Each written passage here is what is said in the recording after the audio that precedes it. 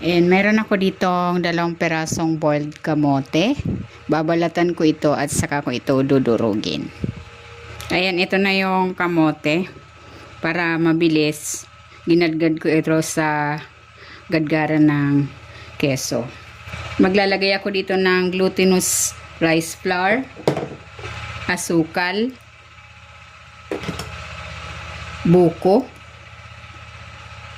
Maglalagay ako ng konting asin, gata, at ng melted butter. Hahaluin ko ito. Kung hindi ka pa nakapag-subscribe sa aking channel, please subscribe at i-click mo na rin ang notification bell para lagi kang updated sa aking latest recipes.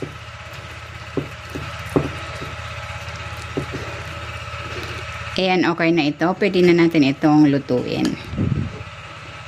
Nagpainit na ako dito ng kawali. Maglalagay ako ng dahon. At maglalagay ako dito ng 1 cup na kamote mixture.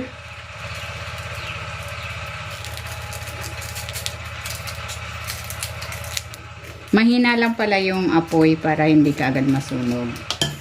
Then, tatakpan ko ito.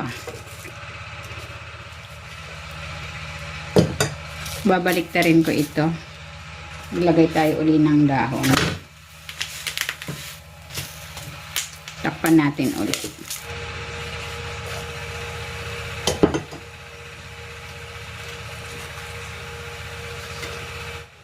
Ayan, okay na ito. Hahanguin ko na.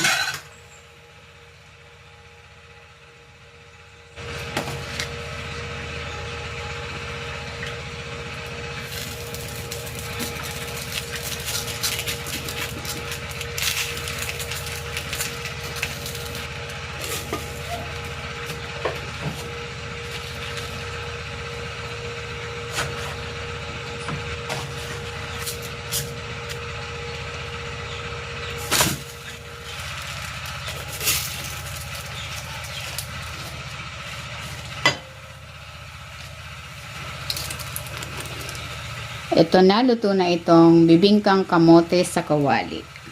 Hahanguin ko na ito.